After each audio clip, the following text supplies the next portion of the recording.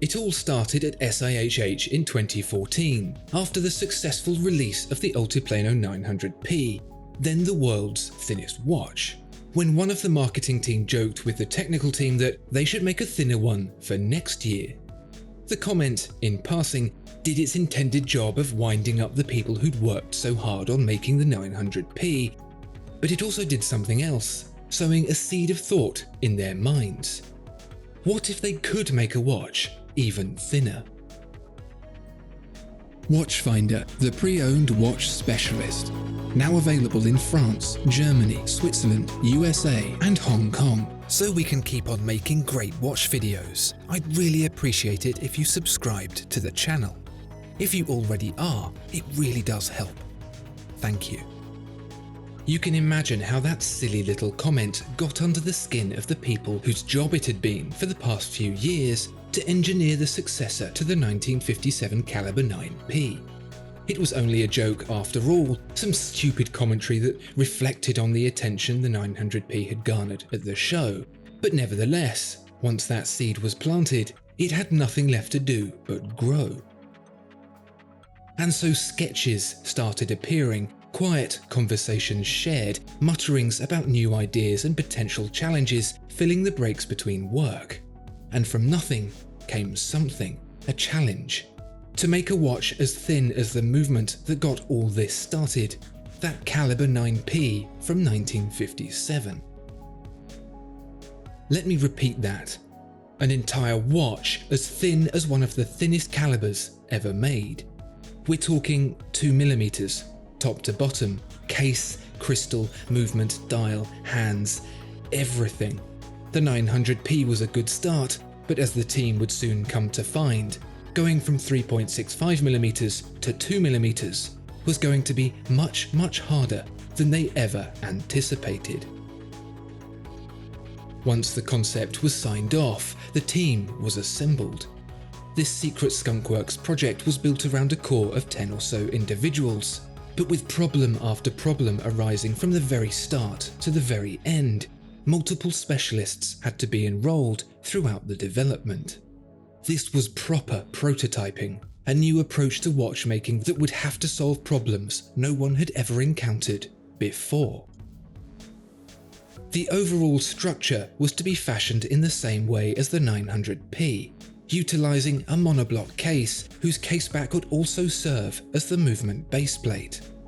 But for the design to work, the caseback could be no thicker than 0.12mm, and so the problems began. Gold was of course far too soft, but the big issue was that, at these dimensions, so was steel. Material engineers were recruited to source a replacement, settling on M64BC, a cobalt alloy with incredible hardness that's forged with heat and pressure. An ideal solution, except that none of Piaget's tools worked with it. It was too hard. The equipment had to be updated, and even then, it frequently broke. And where the rubies had been set directly into the caseback of the 900p, the paper-thin design of this new watch made that impossible, cracking jewels left, right, and centre. Brass collars had to be handcrafted to fit each caseback and each jewel, each and every one unique. The team would soon discover a pattern here. In attempting to build a 2mm thick watch, it became clear that every single one would have to be custom made to achieve the tolerances required, with no one component transferable from watch to watch. It was less a timepiece and more an F1 engine. This was only the beginning. For the next few years, the Altiplano Ultimate concept would be what kept engineers lying awake at night, swung moods from soaring peaks to nauseating lows, that consumed every waking moment trying to overcome the challenges it left in its wake. And there was one thing that weighed on the mind of every single person working on the project. They could get 99% of the way to the finish line and hit a problem that rendered the whole thing scrap. That very nearly happened. There wasn't a single element of this watch that didn't throw up something no one had anticipated. There was a plan, of course, but this was uncharted territory, unearthing situations that had never once occurred in watchmaking before. To make a 2mm thick watch, there were a few key areas identified that would be the make or break for success, and one of them was the crown. To allow a crown to switch between winding and setting mode, a 90-degree gear is needed, and that would be too thick. A winding key was considered, as were two separate crowns, but those ideas felt like avoiding the problem rather than solving it. Brains were racked, nails chewed, and coffee drunk until an idea was hatched. Use an infinite screw, a worm gear, to transfer the direction of the mechanism instead. It was a great solution, except for the fact that it created even more problems. The crown couldn't switch from winding to setting in the same way as normal, and so a telescopic crown tube had to be conceived, with a ratchet mechanism seated inside the crown itself to indicate the different crown positions. But there was a much larger problem than that.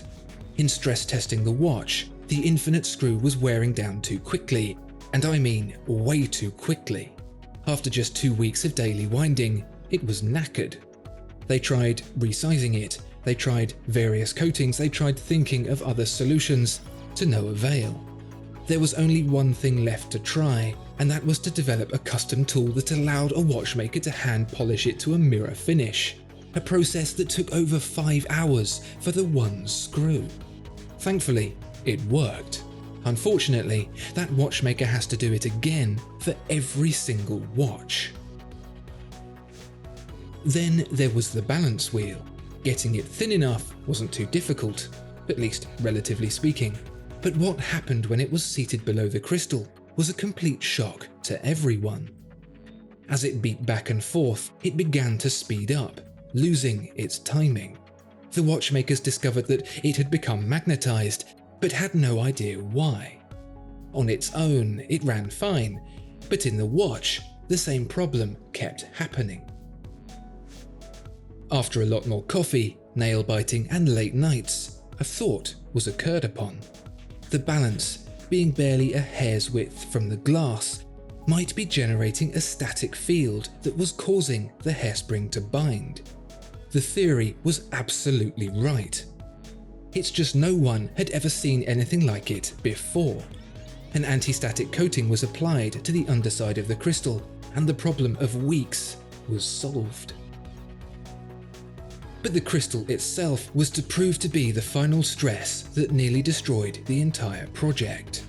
The watch was almost fully built, stress-tested kinks ironed out, and in case you're wondering if it's likely to bend whilst wearing it, they tested that with a hammer to make sure it won't. That's not a joke. Even the strap is reinforced with Kevlar to make sure it's thin enough and strong enough. All that was left now was to secure the crystal in place permanently. You see, being a monoblock case, the hole where the crystal sits is the only entry point, and once the crystal is fixed in position, the watch is sealed. Adhesive was decided upon for the job, and with the sticky liquid applied, the 0.2mm thick crystal, the thinnest ever made, was lowered into place. Fitted fine, stayed stuck down. Only problem was that the movement had stopped. After a lot of panicking, it turned out that the adhesive had been compressed and spread into the movement itself, gluing it together. So they tried again, this time machining fine channels into the watch for the adhesive to pull in and keep it from spreading. With a sigh of relief, the watch continued to run. Now, if it goes wrong and adhesive ruins a watch that took a month to build, the watchmaker has no one to blame but themselves.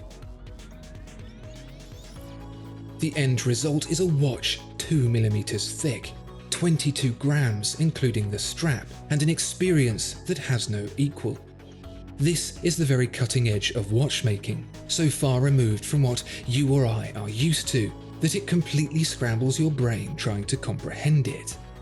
The product manager who worked on the Altiplano Ultimate concept and shared his experiences with me described holding the final product as almost underwhelming.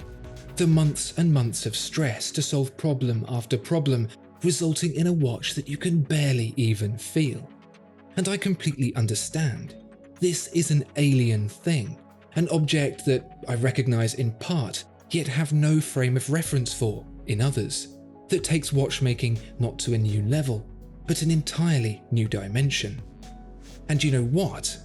I reckon they can make it even thinner. Discover more exceptional watches at Watchfinder. Thank you so much for watching this video. If you enjoyed it, please do consider giving it a like and subscribing to the channel. If there are any watches you'd like to see featured, please let us know in the comments below.